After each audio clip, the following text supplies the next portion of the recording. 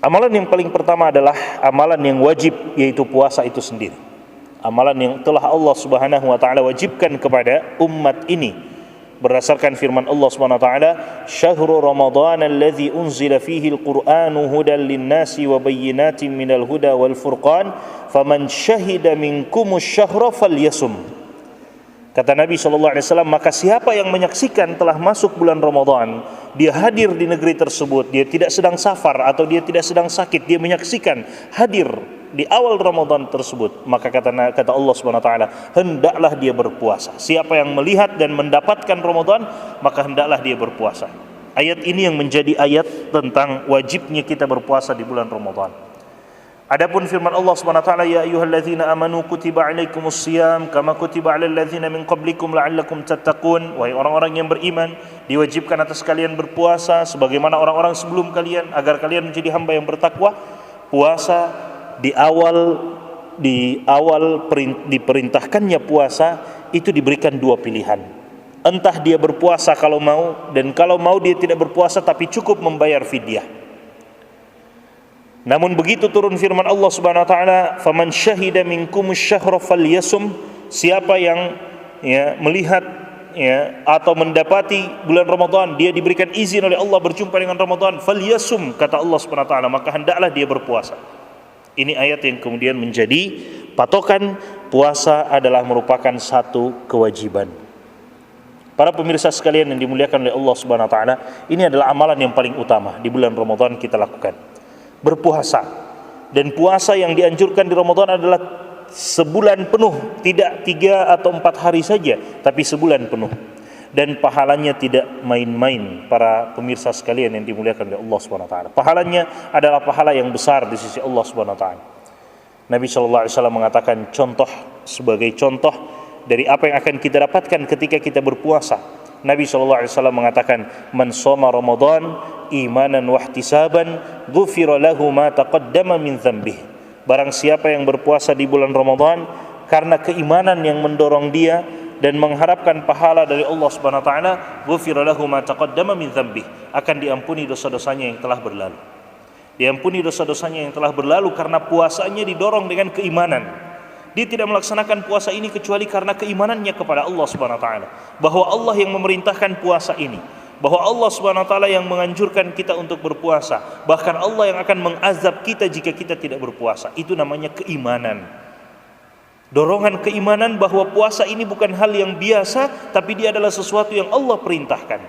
Yang kedua, wahtisaban, dan dia tidak melakukannya kecuali karena mengharapkan pahala dari Allah Subhanahu wa taala. Maka kata Nabi sallallahu alaihi wasallam, siapa yang berpuasa di bulan Ramadan karena dorongan keimanan dan mengharapkan pahala, ghufira lahu ma taqaddama min dzambih, Allah akan menghapuskan baginya dosa-dosanya yang telah berlalu.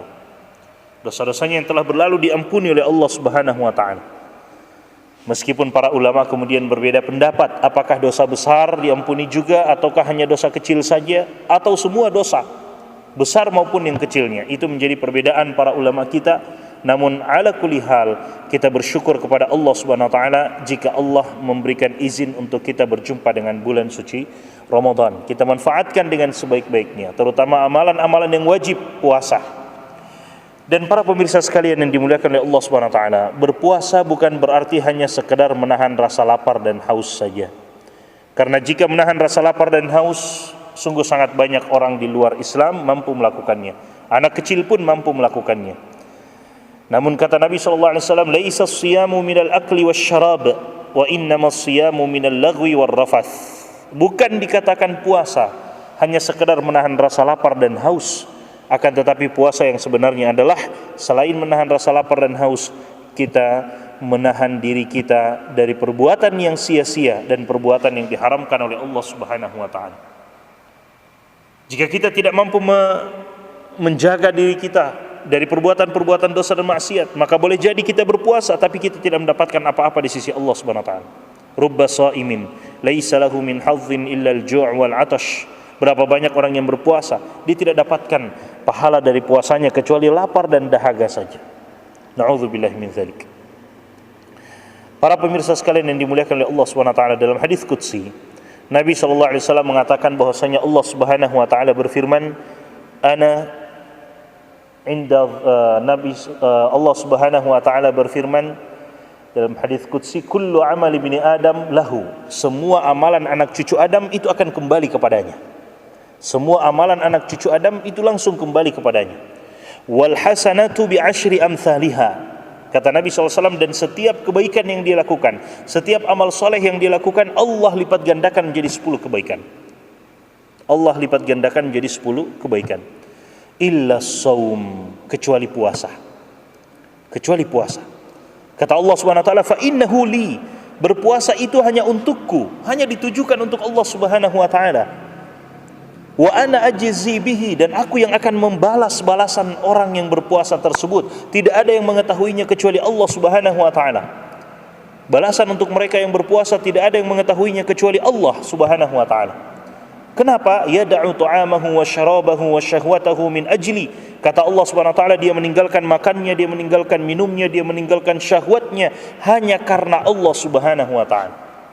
Maka Allah Subhanahu wa taala yang akan membalas balasan terbaik untuk mereka yang menjaga puasanya. Apalagi ketika para ulama kita mengatakan berpuasa itu berarti kita telah bersabar dengan 3 jenis kesabaran sekaligus. Sabar itu terbagi menjadi 3, dan ketiganya ada pada orang yang berpuasa. As-sabru 'ala ta'ah, bersabar di atas ketaatan kepada Allah Subhanahu wa taala, itu ada pada orang yang berpuasa. Dia bersabar menahan lapar, menahan haus, menahan segala perkara yang bisa membatalkan puasanya. Dia menahan diri dari perkara-perkara tersebut. Dia bersabar dengan ketaatan ini. Itu kesabaran yang pertama.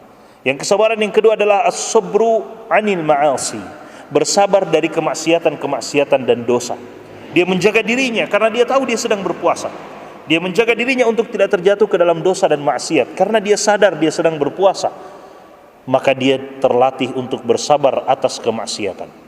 Yang ketiga adalah as-sabru 'alal aqdar, bersabar atas takdir Allah Subhanahu wa taala yang terkadang mu'limah, terkadang menyakitkan menurut kita, tapi bagi Allah Subhanahu wa taala itu yang terbaik buat kita. Kita bersabar dengan apa yang Allah Subhanahu wa taala tentukan. Kita harus menahan rasa lapar dan dahaga kita sejak jam sekian sampai dengan sekian. Kita bisa merasakan bagaimana laparnya orang-orang yang tidak memiliki makanan. Semua ini mengajarkan kepada kita untuk bisa bersabar. Dan di dalam Al-Quran Allah mengabarkan kepada kita pahala mereka orang-orang yang bersabar adalah pahala yang tiada batas, hanya Allah yang bisa mengetahuinya. Innama yuwaffas sabiruna ajrahum bighairi hisab. Kata Allah Subhanahu wa taala, hanyalah orang-orang yang bersabar itu yang dilipat gandakan pahalanya bighairi hisab, tanpa ada batasan dari Allah Subhanahu wa taala.